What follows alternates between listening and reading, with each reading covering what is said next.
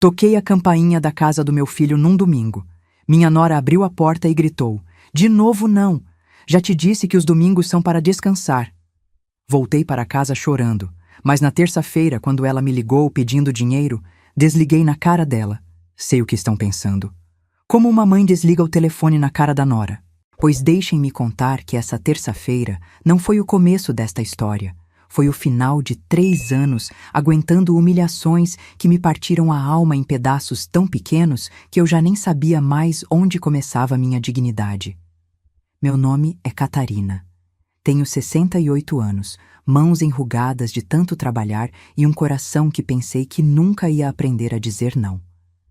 Mas esse domingo, 11 de novembro, algo se rompeu dentro de mim. Eram 11 horas da manhã. Lembro do sol batendo na minha nuca, enquanto eu caminhava as 4 quadras, desde o ponto de ônibus até a casa de Fabiano. Meu Fabiano, meu filho único, o menino que criei sozinha desde os 12 anos, quando seu pai morreu e me deixou com uma máquina de costura e um monte de contas para pagar. Levava uma tigela com feijoada que tinha preparado desde as 5 da manhã. A feijoada que Fabiano adorava desde criança, a que eu fazia com todo carinho moendo cada tempero com minhas próprias mãos. Pensei que talvez se chegasse com comida, Júlia estivesse de melhor humor. Toquei a campainha, escutei passos apressados do outro lado. A porta se abriu de golpe e ali estava ela, Júlia, minha nora, com o cabelo preso num rabo de cavalo perfeito, unhas impecáveis cor rosa claro, calça de moletom de marca que custava mais que meu aluguel mensal. E me olhou como se eu fosse uma vendedora ambulante incomodando no domingo. "De novo não", gritou. Sua voz ecoou na rua toda. "Já te disse que os domingos são para descansar. Você não pode vir toda vez que der na telha." Senti que o chão se movia embaixo dos meus pés. "Júlia, eu só trouxe feijoada para o Fabiano." "Não nos interessa sua feijoada. Estamos de dieta." E antes que eu pudesse dizer uma palavra a mais, fechou a porta. Não foi um simples fechar, foi um portão batido que fez vibrar até as janelas. Fiquei ali parada, segurando aquela tigela com minhas mãos trêmulas, olhando a porta de madeira envernizada. Essa porta, a da casa que tinha sido possível graças às minhas economias, porque aqui vem o que ninguém sabia. 3 anos atrás, quando Fabiano ia se casar com Júlia, vieram me ver com caras compridas. Precisavam de R$285 mil para a entrada de uma casa numa região decente, como disse Júlia. Perto do meu trabalho e de gente de bem, acrescentou olhando meu pequeno apartamento no Capão Redondo como se fosse um galinheiro. Eu vivia numa casinha que meu finado esposo e eu compramos em 1985. Pequena, sim, com rachaduras nas paredes, sim, mas era nossa. Tinha um jardinzinho onde cresciam primaveras roxas e um quartinho onde passei 30 anos costurando uniformes escolares para criar o Fabiano. Vendi aquela casa, vendi cada lembrança, cada canto onde meu esposo e eu fomos felizes, cada metro onde Fabiano deu seus primeiros passos. Fiz isso porque pensei, é meu filho. Sua felicidade é minha felicidade. Assinei os papéis, recebi os R$285 mil e dei tudo completo. Completo. Me mudei para um apartamento de 2 quartos que alugo por R$1.400 por mês. E eles foram morar na casa nova de 3 quartos com jardim, essa casa onde agora me fechavam a porta na cara. Deixem eu contar como cheguei até aqui. Nasci num vilarejo no interior de Minas Gerais. Minha família era tão pobre que às vezes o jantar era só um pedaço de pão com manteiga. Mas minha mãe me dizia, Catarina, uma mulher que sabe usar suas mãos nunca morre de fome. E ela tinha razão. Aos 19 anos conheci Pedro numa festa do povoado. Era pedreiro, de mãos calejadas e sorriso tímido. Nos casamos 3 meses depois, com uma cerimônia simples na igreja e uma festa onde só teve suco de maracujá e pamonha que preparamos entre todas as vizinhas. Viemos para São Paulo buscando um futuro melhor. Pedro conseguiu trabalho na construção civil. Eu comecei a costurar uniformes escolares para uma loja do centro. Camisas brancas, saias pretas, calças caque. Meus dedos se encheram de calos de tanto empurrar o tecido embaixo da agulha. Alugávamos um quartinho numa casa de cômodos no Brás, sem banheiro próprio, sem água quente, mas éramos felizes. Aos 23 anos nasceu Fabiano, um bebê gordinho de bochechas vermelhas e choro potente. Pedro chorava de alegria cada vez que o pegava no colo. É igualzinho a você, Cata, dizia.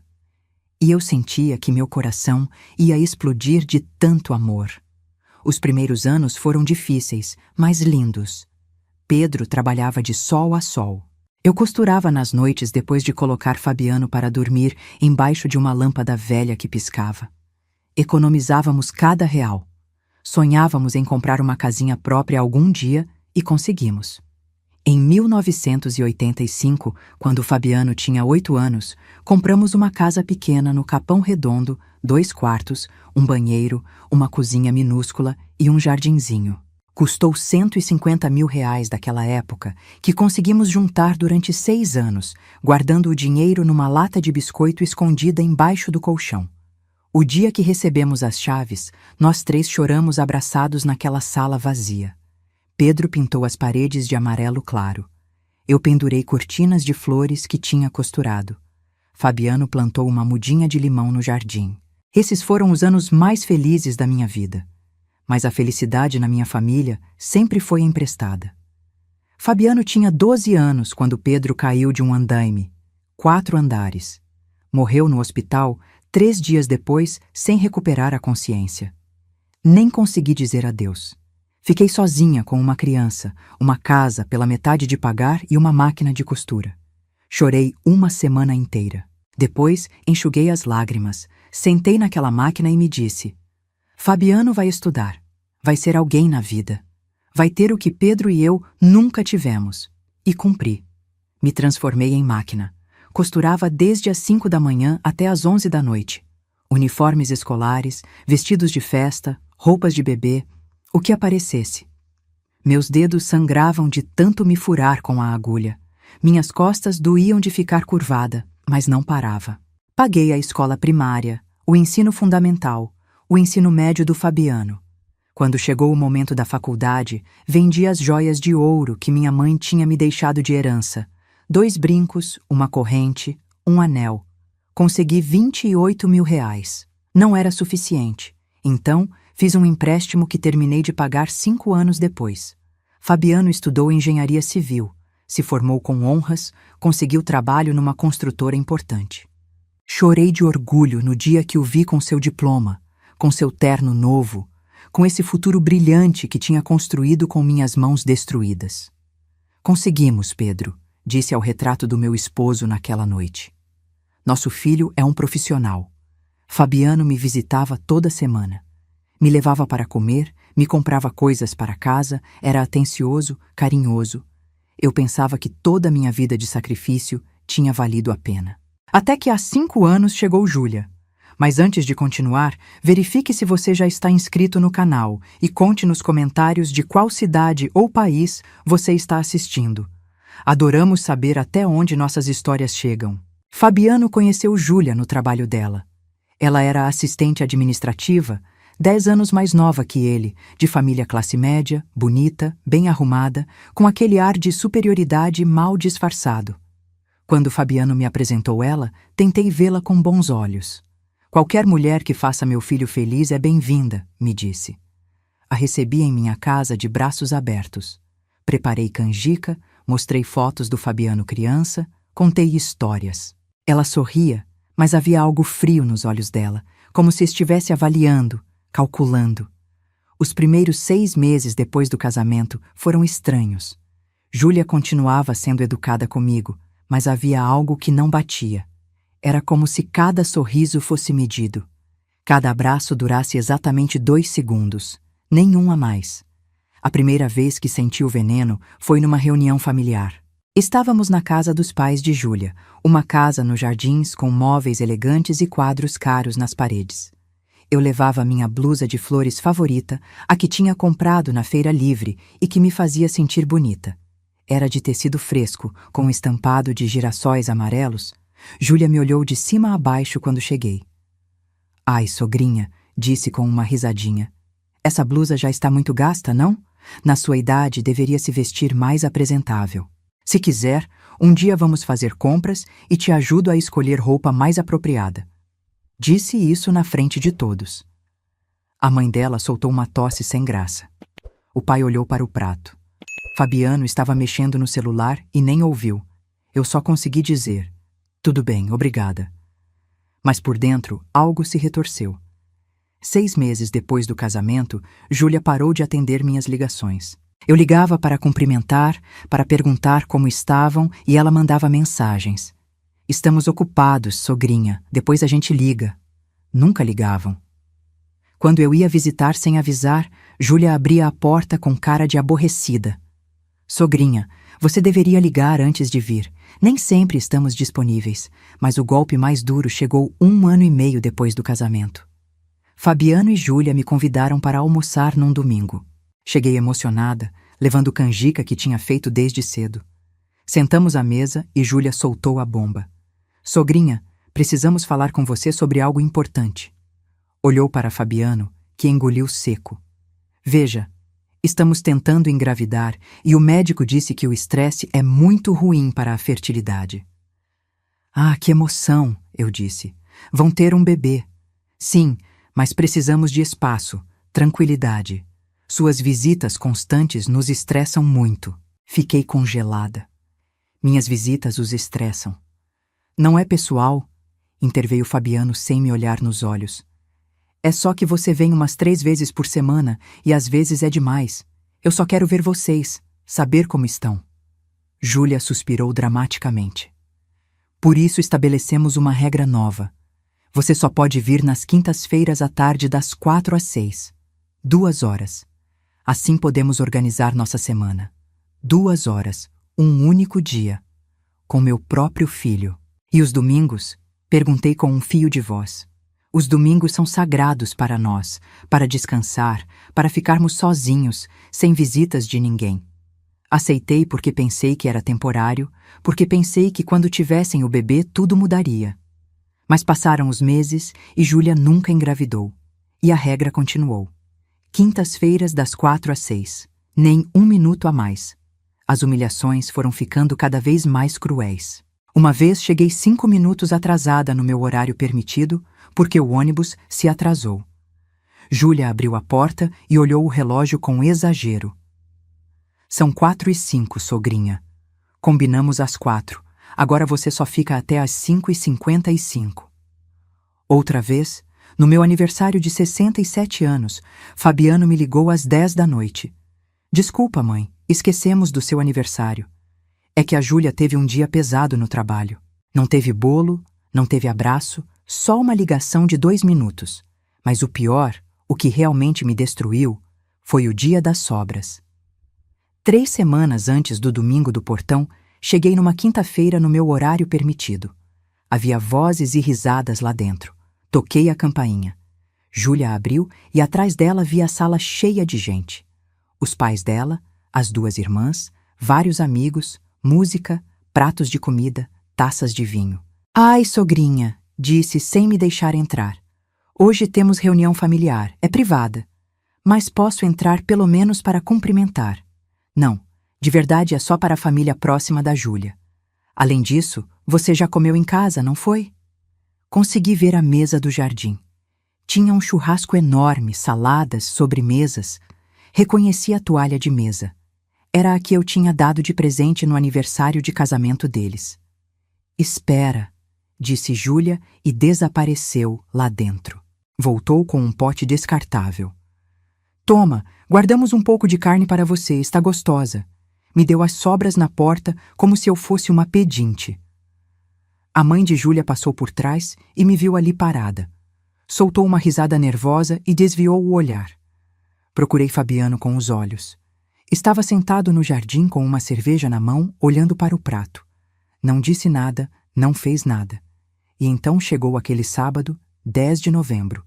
O telefone tocou às 9h30 da manhã. Era Fabiano. "Mãe." Sua voz soava alterada, entrecortada. A Júlia caiu no banheiro. "Está sangrando. Estamos indo para o Hospital Einstein. Você pode vir?" O mundo parou. "O quê? Como assim caiu? Ela está bem?" Não sei, mãe. Tenho um ferimento na cabeça. Por favor, vem. Pronto socorro. Desligou. Minhas mãos tremiam tanto que mal conseguia amarrar os sapatos. Peguei minha bolsa. Tirei todo o dinheiro que tinha guardado para o aluguel. R$ 1.100 em notas amassadas. Por se precisarem de alguma coisa, pensei. Saí correndo debaixo de chuva. Não esperei o ônibus. Peguei um táxi que me cobrou R$ 65 até o hospital. Cheguei encharcada, com o cabelo grudado no rosto, o coração batendo nos ouvidos. Pronto socorro, por favor, disse ao segurança na entrada. Corri pelos corredores brancos que cheiravam a desinfetante. Procurei na sala de espera. Nada. Perguntei na recepção. Nome da paciente: Júlia Ferreira de Silva. A enfermeira checou o computador. Não temos ninguém registrado com esse nome, mas meu filho me ligou. Disse que estavam vindo para cá. Deixe-me verificar de novo. Digitou, franzindo a testa. Não, senhora.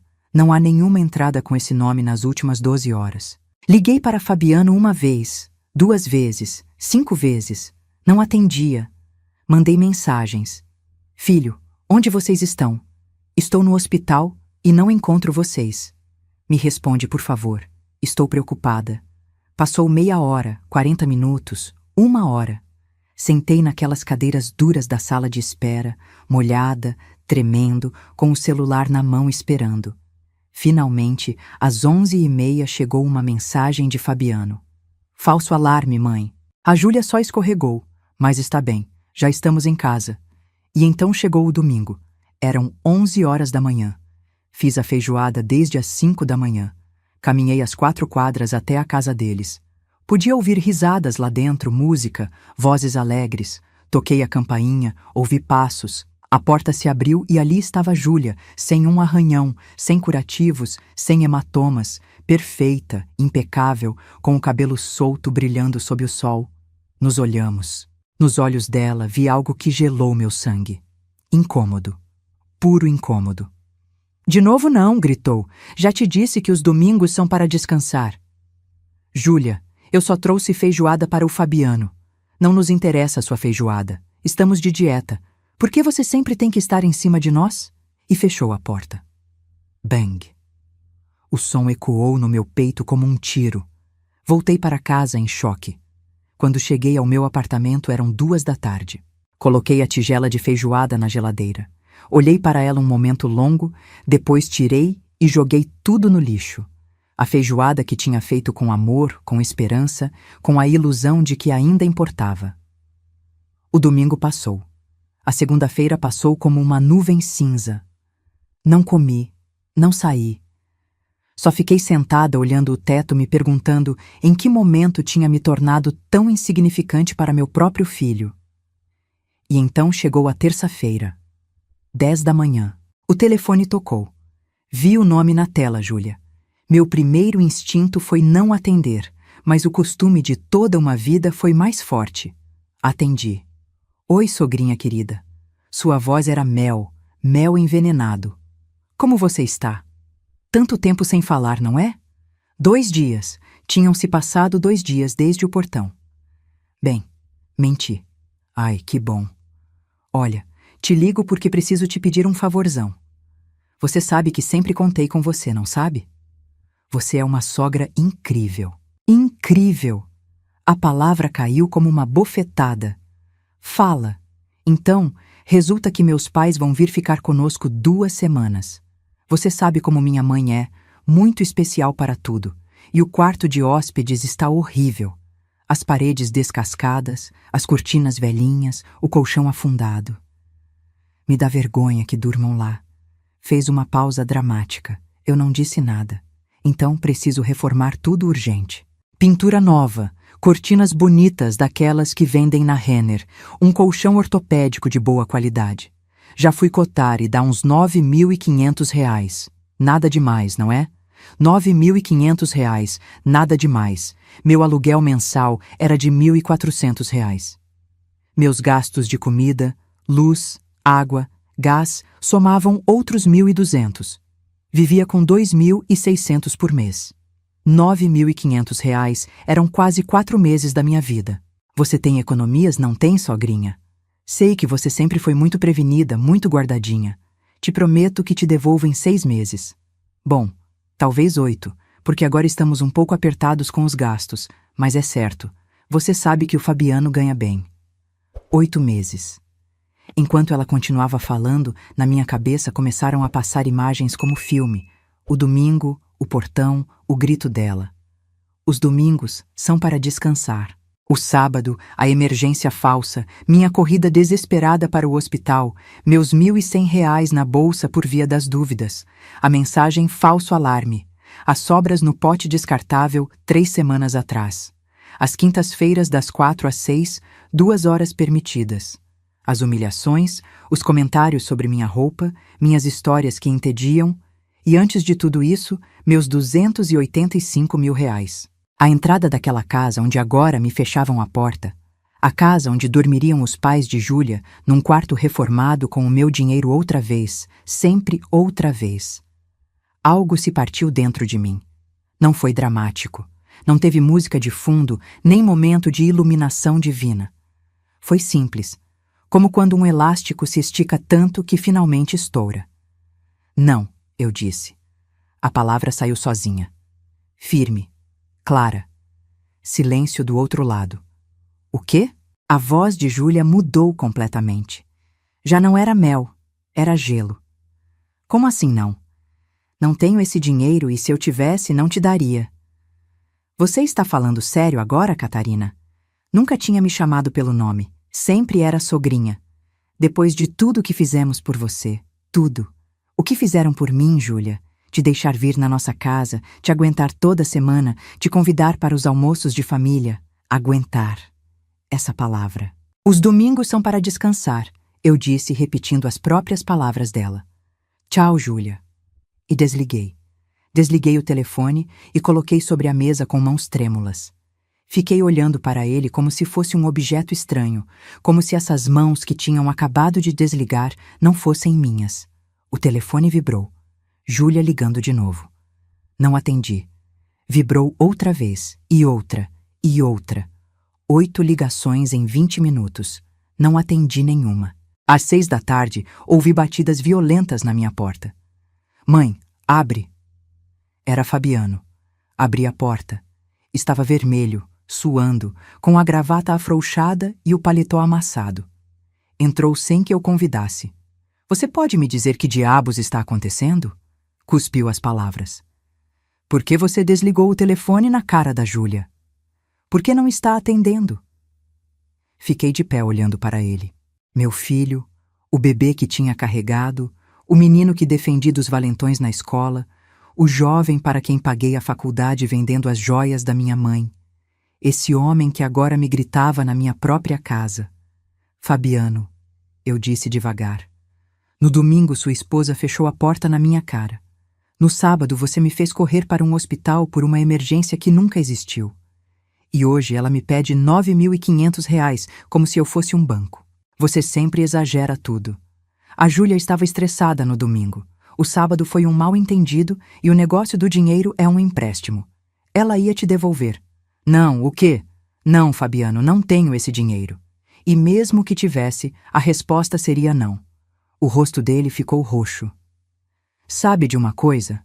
Estou farto dos seus chiliques, mãe. A Júlia tem razão.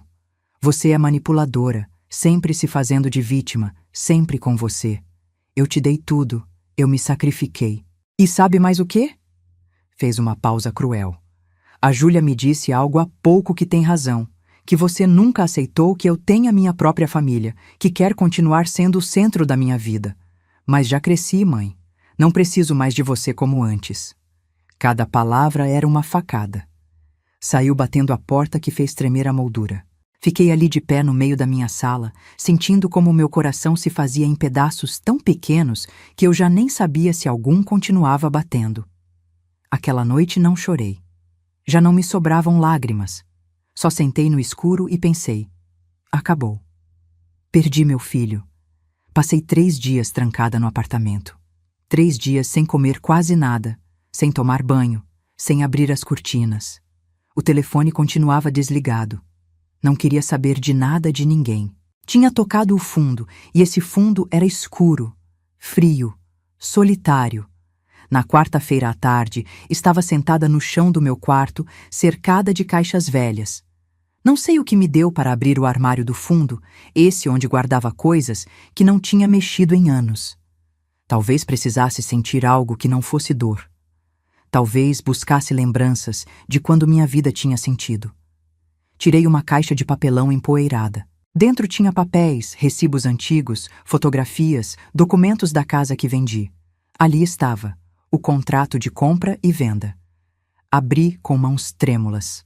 Compra e venda de imóvel localizado na Rua das Acácias, 247, Capão Redondo.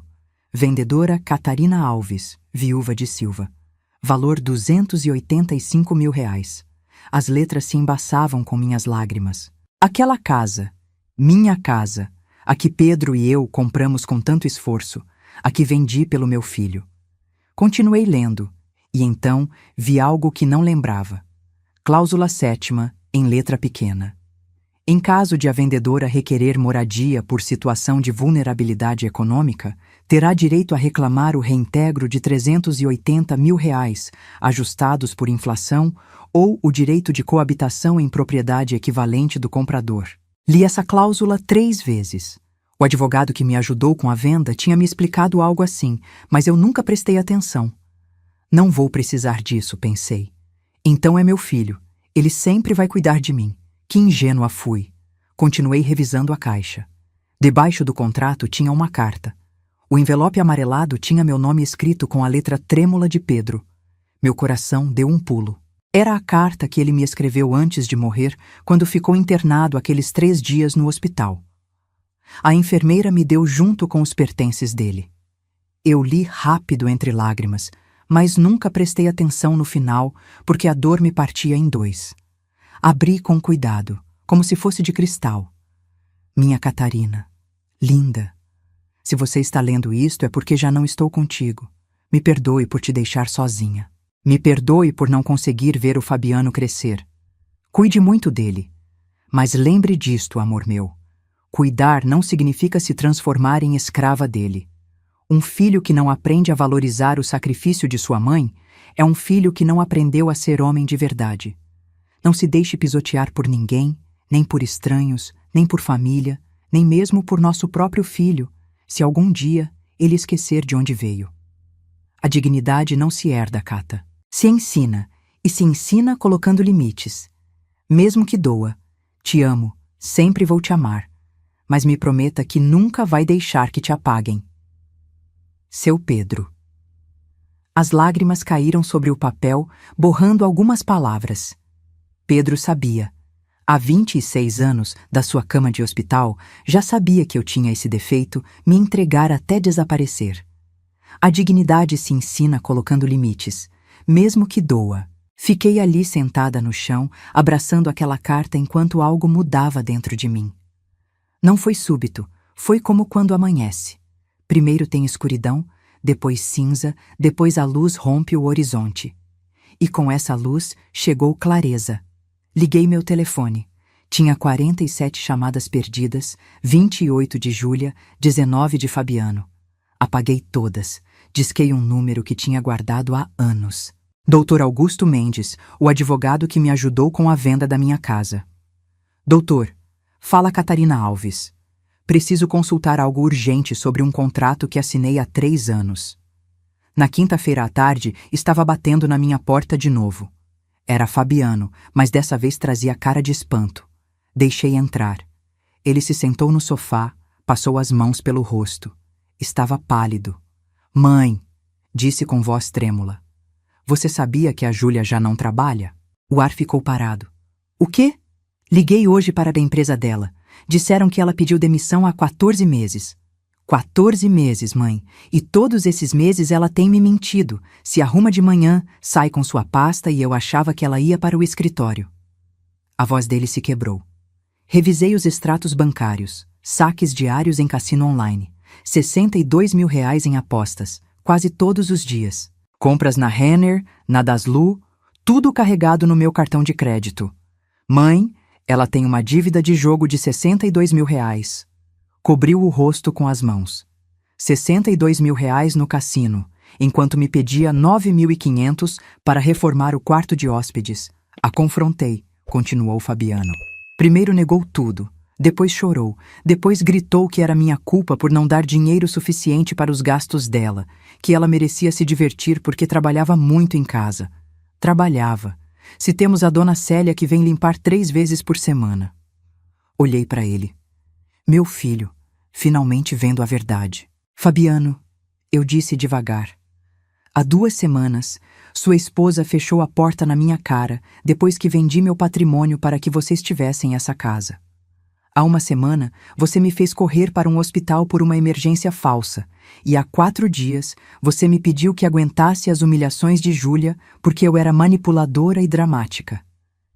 Ele baixou a cabeça. Mãe, eu não. Chega. Acabou. Tirei o contrato que tinha estado estudando com o Dr. Augusto. Este é o documento de venda da minha casa. Aqui diz que tenho direito legal de reclamar compensação ou moradia. Vou exercer esse direito. Fabiano me olhou com olhos enormes. O quê? Amanhã meu advogado enviará a documentação formal.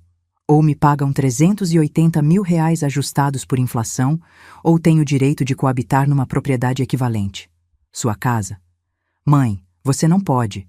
Sim, posso e vou. Ele se levantou cambaleando. Isso vai destruir tudo. A Júlia vai.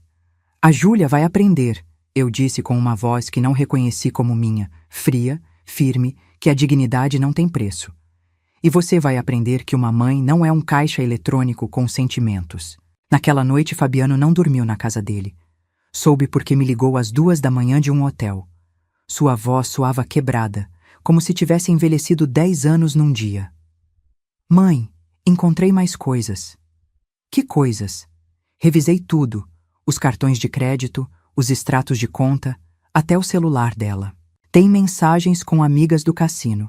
Mensagens onde ela se gaba que o marido idiota dela não percebe nada, onde diz que você é uma velha amarga que só quer seu dinheiro de volta. Ouvi como a voz dele se quebrava. Tem faturas de um spa caríssimo na Vila Olímpia. 12 mil reais em tratamentos faciais. Roupas que nunca vi nela vestindo, com certeza ela vende. Mãe, ela me roubou, me mentiu e eu gritei com você. Te chamei de manipuladora. Disse que não precisava mais de você. Chorou. Meu filho de 42 anos chorou como criança no telefone. Me perdoa, por favor. Me perdoa. Algo dentro de mim se amoleceu, mas só um pouco, porque o perdão sem mudança real não serve para nada. Fabiano, você precisa decidir que tipo de homem quer ser. O que defende sua esposa não importa o que, ou o que defende o que é correto, não importa quem. Desliguei antes que pudesse responder. Na sexta-feira de manhã, estava preparando café quando tocou a campainha. Era Dona Márcia, minha vizinha do prédio, uma senhora pequenina de 70 anos que sempre cheirava a sabonete de rosas e fofocas frescas. Catarina, preciso falar com você, é importante. Deixei entrar. Ela se sentou na beirada do sofá, nervosa, torcendo o chale entre as mãos. Não sabia se te contava ou não, mas depois do que fiquei sabendo anteontem, já não posso ficar calada. O que aconteceu? Na quarta-feira fui na farmácia da região. Você sabe, é onde trabalha a Patrícia, a sobrinha da minha comadre. Estava lá quando sua nora chegou. Não me viu. Estava falando no telefone bem alto, como se o mundo fosse dela. Dona Márcia se aproximou baixando a voz, como se alguém pudesse nos ouvir. Disse textual: Não se preocupa, mãe. Já arrumei o assunto da velha intrometida. Contei para todo mundo que ela me roubou um anel de ouro que supostamente minha avó me deixou de herança. Vamos ver quem acredita nela agora quando ela for de fofoqueira. O café caiu das minhas mãos. A xícara se fez em pedaços no chão. O quê? O que você está ouvindo, filha? Sua nora dizendo por todo o bairro que você roubou um anel, que você aproveitou quando ela foi ao banheiro numa visita para tirar da caixa de joias dela, que por isso não deixam mais você ir na casa. A raiva subiu pela minha garganta como lava fervendo. Eu jamais na minha vida roubei nada. Nada. Eu sei, Catarina. Todo mundo que te conhece sabe, mas ela tem língua de víbora. Já convenceu metade da vizinhança. Ontem, no mercado, a senhora Teresa me perguntou se era verdade que você tinha sido pega roubando. Me levantei tremendo, não de medo, de fúria pura. Dona Márcia, a senhora pode me ajudar com uma coisa? O que você precisar, filha. Contei tudo. O portão, a emergência falsa, o cassino, as dívidas, o dinheiro que dei para a casa, tudo. Dona Márcia me ouviu com os olhos cada vez maiores. Essa mulher é o próprio demônio com cílios postiços, disse finalmente. O que você vai fazer? Vou ensinar para ela que uma mulher de 68 anos que sobreviveu à pobreza, à viuvez e há 30 anos costurando uniformes não se deixa pisar por uma mentirosa sem vergonha. Dona Márcia sorriu. Agora sim te reconheço, Catarina. Aí está a mulher que eu conheço. Quando ela saiu, liguei para o Dr. Augusto Mendes. Doutor, preciso acelerar o processo. Quero fazer a notificação legal neste domingo publicamente. Pública, Catarina. Isso pode ser intenso. É isso que eu quero. Que seja intenso. Que toda a família de Júlia esteja lá. Que vejam quem ela realmente é. Teve silêncio. Entendo. Preparo tudo, mas preciso que esteja completamente segura. Uma vez que dermos esse passo, já não tem volta. Estou segura. Mais segura do que nunca na minha vida. No sábado, recebi uma ligação de um número desconhecido. Senhora Catarina, fala Carlos Ferreira. Sou o pai da Júlia. Meu coração acelerou. Pode falar. Olha, senhora, minha filha me contou que há desentendimentos e eu quero que a senhora saiba que nós não estávamos sabendo de muitas coisas. O Fabiano me ligou ontem, me contou sobre o cassino, as dívidas, as mentiras. Fez uma pausa pesada. Minha esposa e eu estamos arrasados. Criamos a Júlia com valores. Não entendemos o que aconteceu. Mas quero que a senhora saiba que se o que o Fabiano disse é verdade sobre o dinheiro que a senhora colocou para a casa, nós vamos ajudar a resolver. Senhor Carlos, agradeço sua ligação, mas isso não se resolve só com dinheiro. Entendo, por isso peço uma oportunidade. No domingo vamos estar na casa do Fabiano. Nós organizamos uma reunião familiar. Não sei se a senhora sabia. Queremos esclarecer mal-entendidos. Peço que vá, que nos dê chance de arrumar isso como família. Uma reunião familiar. Júlia organizando algo depois de tudo que tinha acontecido. Que conveniente. Eu vou estar lá, disse, com meu advogado. Silêncio tenso. Seu advogado. Sim, senhor Carlos, porque as palavras bonitas já não me bastam. Agora preciso de papéis assinados. Desliguei. Aquela noite não dormi. Fiquei acordada organizando documentos. O contrato de venda, os recibos de transferências bancárias, a carta de Pedro, as cotações do Dr. Augusto, mostrando o valor atualizado da minha contribuição. Me olhei no espelho. Tinha olheiras profundas, rugas que não tinha notado antes, cabelos brancos que precisavam de retoque. Mas meus olhos brilhavam diferente. Já não era o olhar de uma mulher derrotada. Era o olhar de uma mulher que tinha decidido lutar. Domingo, 18 de novembro. 7 dias depois do portão que mudou minha vida. Me levantei às 6 da manhã.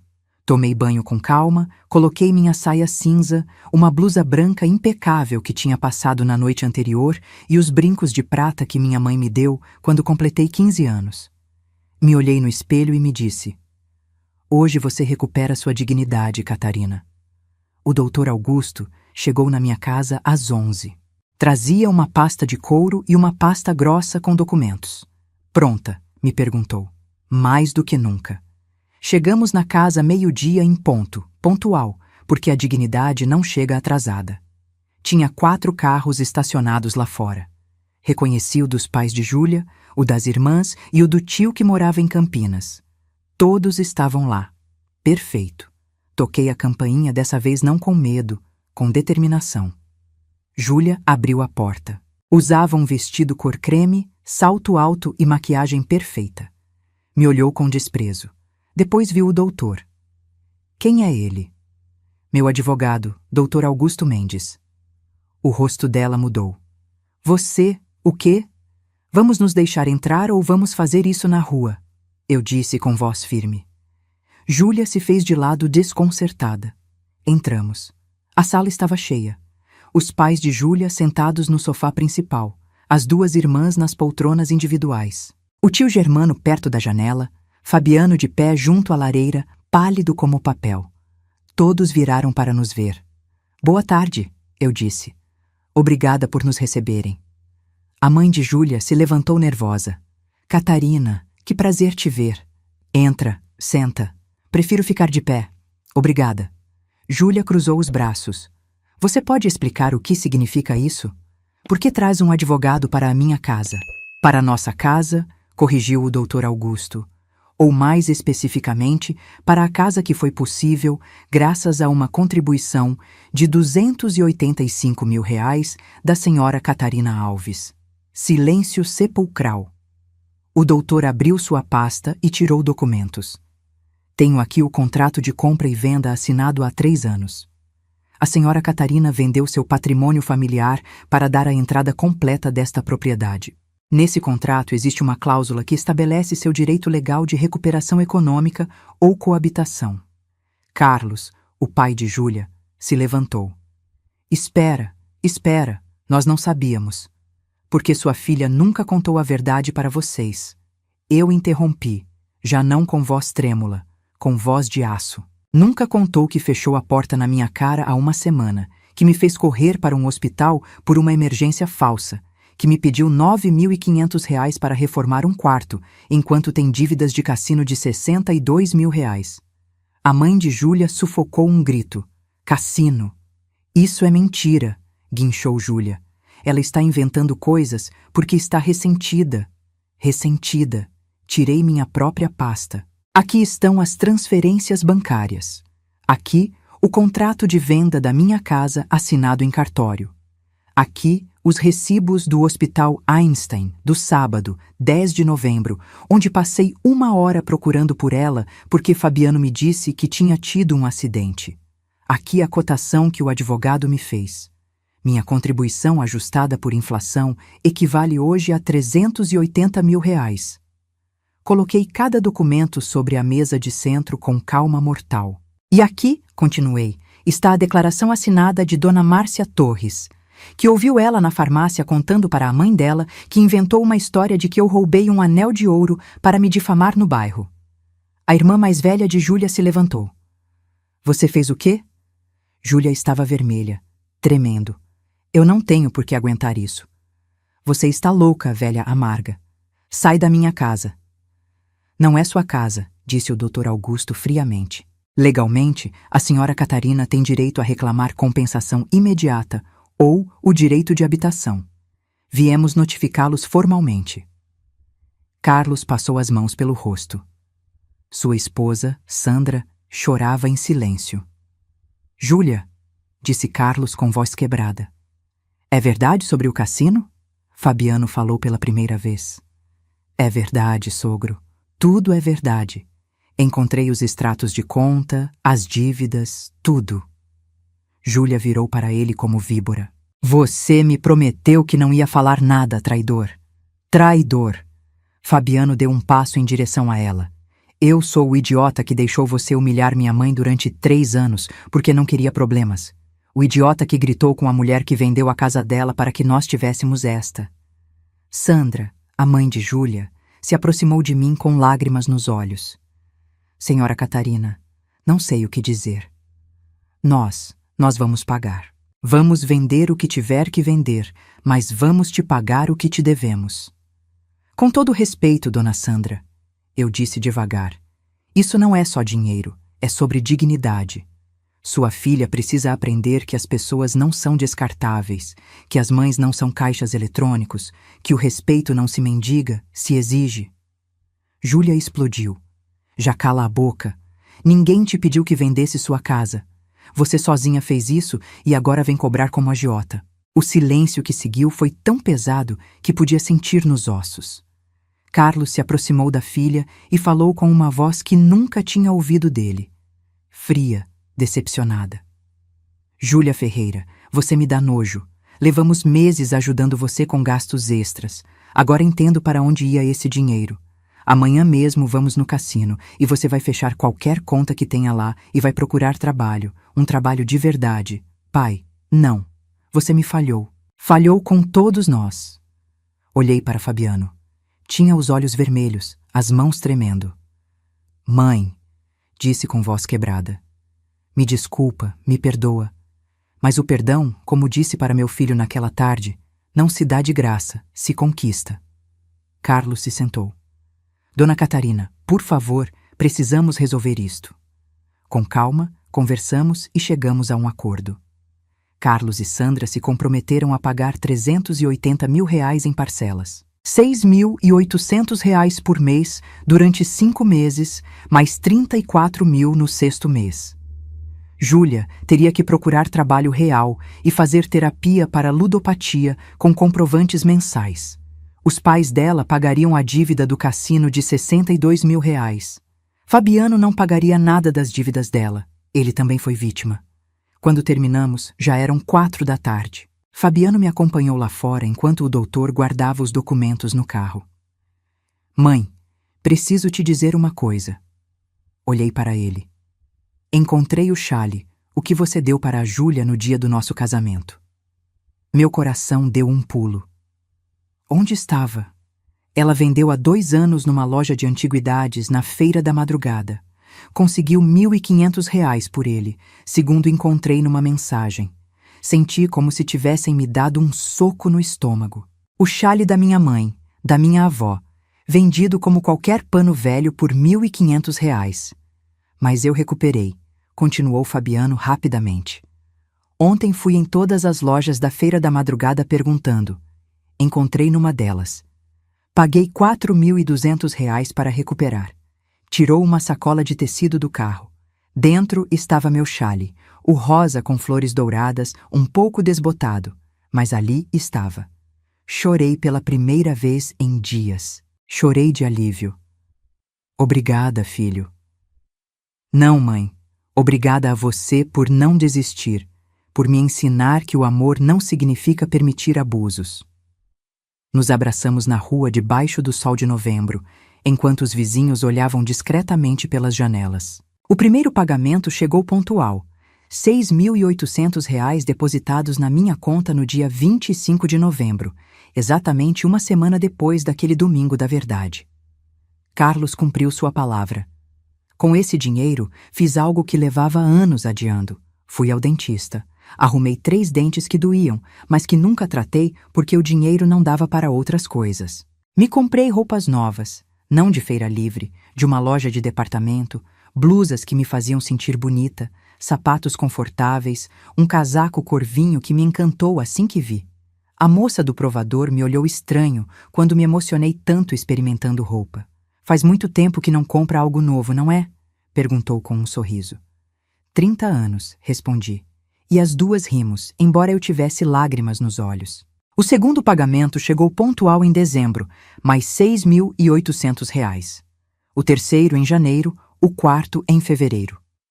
Com as economias que já tinha guardado ao longo dos anos e os pagamentos que vinham chegando, juntei o suficiente para começar a procurar apartamento. Queria algo pequeno, mas digno, com luz natural, perto do mercado, com vizinhos amáveis. Encontrei na Vila Mariana um apartamento num 2º andar com varandinha que dava para um parque, 2 quartos, cozinha equipada, banheiro reformado. Custava 130 mil reais. Dei uma entrada generosa com minhas economias e financiei o restante. Pela primeira vez na minha vida, estava comprando algo que era só meu, algo que eu escolhi para mim. O dia que recebi as chaves, chorei naquele apartamento vazio, de joelhos no chão, agradecendo a Pedro, a minha mãe, a vida por me dar essa segunda oportunidade. Júlia conseguiu emprego num supermercado logo na primeira semana depois da reunião. Fabiano me mandava fotos sem ela saber. Fotos de Júlia no uniforme do supermercado, cansada, sem maquiagem perfeita, com o cabelo preso simples. Ela reclama todos os dias. Me contou Fabiano numa tarde que veio me visitar no meu apartamento novo. Diz que os pés doem, que os clientes são grosseiros, que está cansada. Bem-vinda ao mundo real, eu disse sem maldade. Só com verdade. Fabiano sorriu triste. A terapeuta disse que ela está tendo avanços. Leva 3 meses sem entrar em cassino, mas eu não sei se posso voltar a confiar nela. Filho, só você pode decidir isso. Mas lembra, o amor sem respeito é só costume, e o costume não é suficiente para construir uma vida. Ficamos em silêncio tomando café na minha varanda nova, vendo as crianças brincarem no parque embaixo. Fabiano se mudou temporalmente para o quarto de hóspedes da casa. Precisava pensar, precisava processar tudo o que tinha acontecido. Os meses foram passando. Em maio chegou o 5º pagamento, R$ 6.800. Em junho, o último, R$ 34.000. Já tinha os 380 mil completos depositados.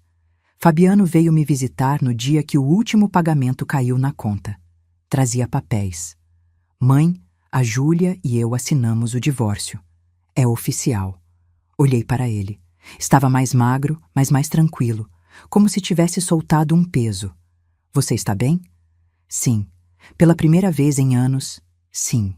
Ela vai morar com os pais dela enquanto termina de pagar a parte dela da dívida do cassino.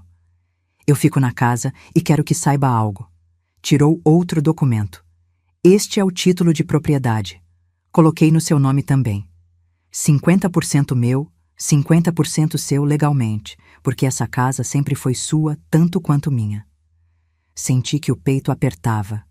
Filho, não preciso. Sim, precisa.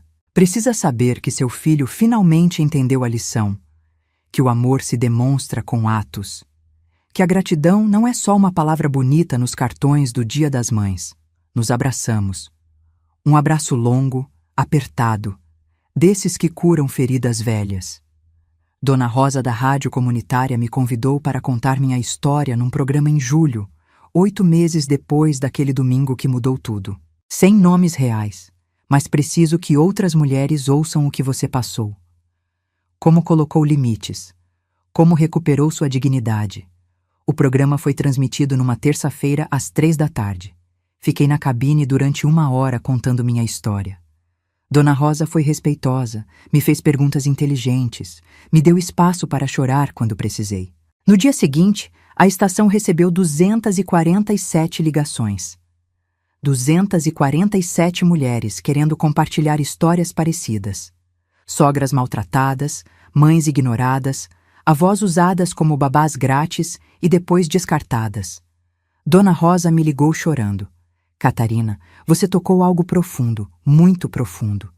1 semana depois, recebi uma carta na estação de rádio. Era de uma senhora de Guarulhos. Dona Catarina, não sei quem é você, mas obrigada. Obrigada por me dar a coragem de dizer não para minha nora que me pedia R$ 5.000 todo mês emprestado que nunca devolvia. Ontem disse que não mais. Chorei, a voz tremeu, mas fiz. E quando desliguei o telefone, me senti livre pela primeira vez em 5 anos. Você me salvou. Deus te abençoe. Essa carta está emoldurada na minha sala nova. Agosto chegou, e com ele uma visita inesperada. Júlia tocou minha porta numa terça-feira à tarde, 9 meses depois daquela reunião familiar que expôs todas as verdades. Quando abri e a vi ali, quase fechei a porta por instinto. Mas algo me deteve. Estava diferente, sem maquiagem excessiva, com roupa simples, jeans, blusa, tênis, o cabelo preso num rabo de cavalo simples, e nos olhos dela tinha algo que nunca tinha visto antes. Humildade real. Senhora Catarina, podemos falar? Se disser que não, entendo e vou embora. Deixei entrar. Sentou na beirada do sofá como visita, que sabe que não é bem-vinda. Levo 9 meses em terapia. Começou sem rodeios. 3 vezes por semana, desde aquele domingo. E minha terapeuta me deu uma tarefa há algumas semanas. Vir pedir desculpas. Não para que a senhora me perdoe, para que eu possa fechar ciclos. Demorei todo esse tempo para juntar coragem de bater na sua porta. Tirou uma carta dobrada da bolsa. Escrevi tudo, tudo que fiz com a senhora, tudo que pensei, tudo que senti. Li na terapia e me deu tanta vergonha que vomitei depois. Estendeu a carta, não peguei ainda. Fui uma pessoa horrível com a senhora. E sabe o que é pior? Que não tenho desculpas. Não posso culpar minha infância, nem problemas mentais, nem nada. Simplesmente fui egoísta, manipuladora e cruel com a senhora, com Fabiano, com meus próprios pais. A voz dela tremia. Perdi tudo por minha culpa, meu casamento, minha reputação, a confiança da minha família e mereci perder. Mas o que mais lamento é ter tirado 3 anos de paz da senhora. 3 anos onde devia ter tratado a senhora como a rainha que é por ter dado tanto. Chorou sem dramatismo, sem buscar pena. Só chorou. Não espero que me perdoe. Só queria que soubesse que estou mudando. Continuo trabalhando no supermercado. Levo 9 meses sem entrar num cassino. Vou na terapia 3 vezes por semana. Estou pagando minha dívida e aprendi a lição mais dura da minha vida, que a dignidade alheia não se negocia. Deixou a carta sobre a mesa e se levantou. Obrigada por me ouvir e obrigada por me ensinar, mesmo que tenha sido na força, que as consequências existem. Se dirigiu à porta. Júlia, eu disse. Ela parou.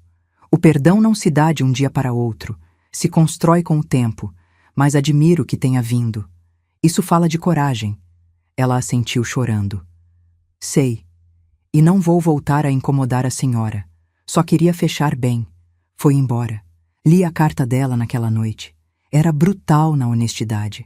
Confessava coisas que eu nem sabia. Como tinha planejado me humilhar em reuniões. Como tinha manipulado Fabiano contra mim. Como invejava minha força. Não senti satisfação. Só senti tristeza pela mulher que podia ter sido minha nora se tivesse escolhido diferente. Guardei a carta numa gaveta. Talvez algum dia a perdoasse completamente. Talvez não, mas já não era meu trabalho carregar a culpa dela. 1 ano inteiro se passou desde aquele domingo de novembro que mudou minha vida. Fabiano veio me visitar num sábado à tarde. Trazia cara de novidade. Conheci alguém, soltou de sopetão. Fiquei quieta. Conheceu alguém? Se chama Mariana. É engenheira também, trabalha na minha empresa, mas em outro andar. A conheci num curso de atualização há 3 meses. Mãe, ela é diferente, simples, honesta, me trata bem, mas não me superprotege. Me desafia quando estou me enganando. Sorri. E você conta para ela quando está se enganando? Sim, contei tudo. Sobre Júlia, sobre o cassino, sobre o que fiz com você, tudo.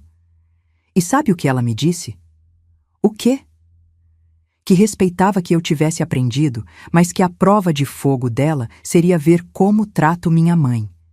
Que um homem que não valoriza sua mãe, eventualmente não vai valorizar sua parceira. Senti que o coração inchava de orgulho, não por mim, pelo meu filho que finalmente estava aprendendo. Quero que conheça ela, mas só se você quiser, mãe, sem pressões. Adoraria conhecê-la. Na semana seguinte, Fabiano trouxe Mariana para almoçar. Era uma mulher de 40 anos, constituição normal, óculos, sorriso amável. Chegou com um buquê de margaridas e uma torta de limão que ela mesma tinha feito. Senhora Catarina, Fabiano falou muito da senhora. Espero que possamos nos conhecer sem pressas. Sem pressas. Que diferente de Júlia, que desde o primeiro dia tinha medido, calculado, manipulado. Almoçamos tranquilas. Mariana me fez perguntas genuínas sobre minha vida, meu trabalho costurando. Como era Pedro? Quando mostrei o chale, os olhos dela se encheram de lágrimas. Que peça tão linda e que história tão dolorosa. Mas fico feliz que tenha recuperado. Não pediu nada. Não avaliou meu apartamento com olhos críticos. Não fez comentários sobre minha roupa ou minha idade. Só foi gentil, respeitosa, real. Quando foram embora, Fabiano me abraçou na porta. O que achou? Que é uma boa mulher e que você cresceu muito para reconhecer isso. Encontrei com Sandra no mercado alguns meses depois, 1 ano e meio após aquele domingo da verdade. Catarina. Como está? Bem, Sandra. E vocês? Sobrevivendo. Júlia completou essa semana 1 ano e 3 meses sem cassino.